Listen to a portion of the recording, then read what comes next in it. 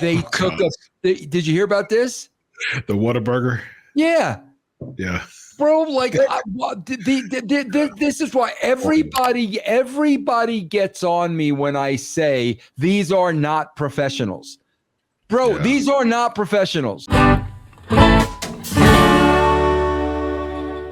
What is going on, everybody? This is Dr. Chris Featherstone here for yet another episode of the Wrestling Outlaws. The Wrestling Outlaws. I am here with the Outlaws themselves, former WCW World Heavyweight Champion, and saying that before the series got me heat.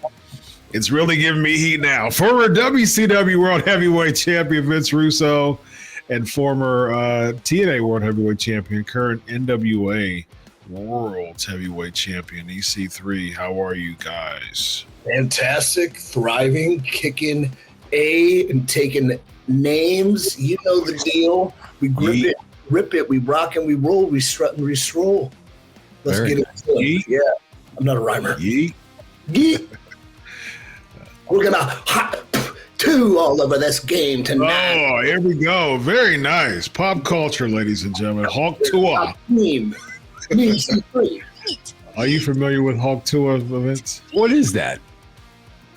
It's just a new random fad viral thing that's going on. A female was talking with a girl next to her, and she said Hawk Tua.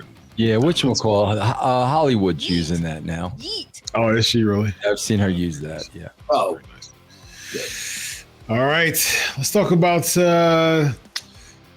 Vince Russo. You've been very vocal about keeping wrestlers' private lives private, with Liv Morgan and Dominic in the middle of a storyline. There's Rhea Ripley's wedding pictures all over the globe. Does that derail this angle that's about to start up again? Well, bro, I just asked the question, why? Like, just why? The WWE is investing so much money in her. Like, why are you doing that? I don't and Chris, I don't know if you know this either, but after the Wyatt Sicks debuted, they took us. Did you hear about this? The Whataburger? Yeah. Yeah. Bro, like this is why everybody gets on me when I say these are not professionals. Bro, These are not professionals. If you're doing stuff like this, you're not a professional, bro. Yeah. You didn't see the picture, EC3? Oh. Yeah, so after their debut, they were like, let's hit up Whataburger after their debut. And so they decided, all five of them decided to take a picture with a random person at a Whataburger restaurant, mask off, just, street clothes.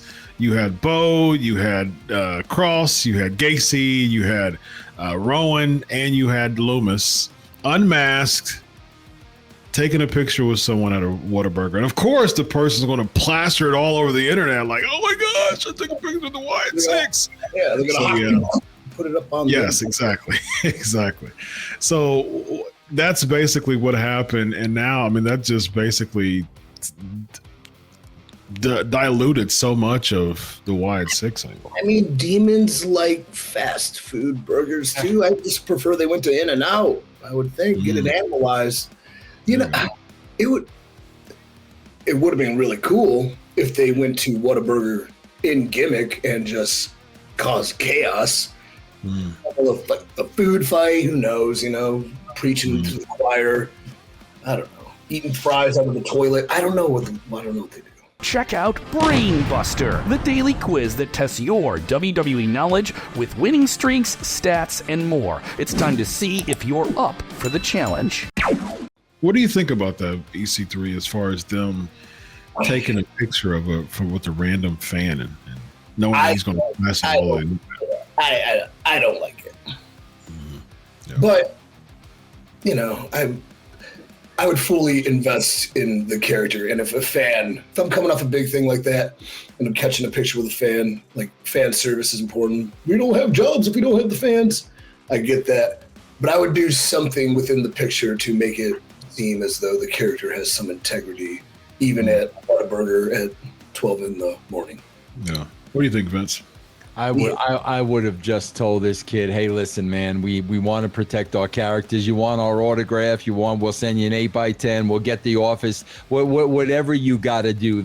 If you're a wrestling fan, you're 1,000% going to understand that. That's what to me, that's a professional, bro. I talk about it all the time, man. Yeah, and I would have bought his food too. Right, absolutely, man. Whatever you got to do, bro. Yeah, buying the food is a good point too. Yeah, I mean, do they even care about that stuff anymore? No. Like I think it was Nikki Cross or some, like there was a couple of them that were just like blatantly just smiling. I mean, like just totally out of character, man. And just with the influence of the internet nowadays, does the Wyatt Sicks take a hit because of that, Vince?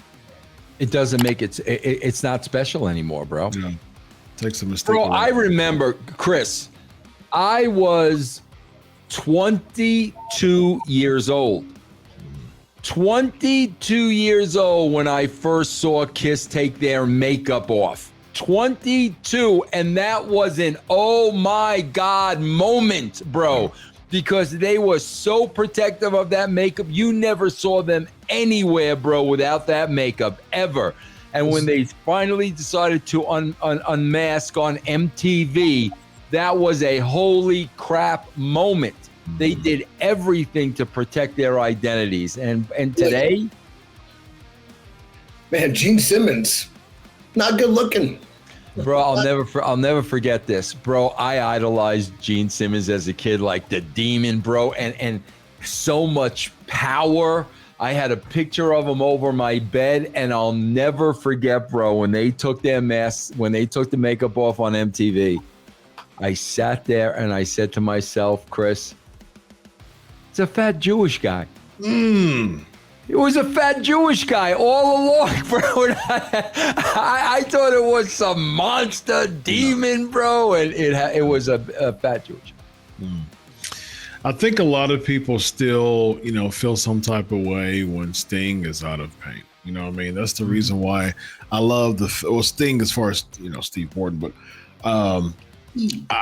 the other thing about Sting is that I remember he used to always wear like shades. You know what I mean? When he wouldn't do the paint gimmick, he would always wear shades.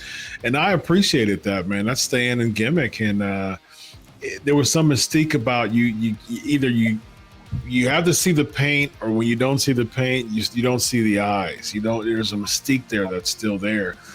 But what does that say, in your opinion, EC3, about kayfabe just altogether? It's up to us to protect it, and I'm sure people within the office kind of frown, but where are we? It's 2024. People are in the know. I mean, personally, as a personal token of pride, I would keep it alive as much as possible. Within context too. I think there's a great way to blur the lines between the reality and the fictional reality we portray. But I can't speak for everybody. Everyone has their own take on it. Would I do it? No. They did it? Yeah. Doesn't matter to an extent, but maybe not. It's it is what it is, which I hate that saying, but I think it applies. Vince, what do you think about, as far as kayfabe, the emphasis of kayfabe nowadays when it comes to stuff like this? Knowing EC3, bro, I know he still respects the idea of that, but he's one of the few. I'm sure that there are people in the business that still do, but there's no question, bro, it's the minority, without a doubt. Yeah, and I don't think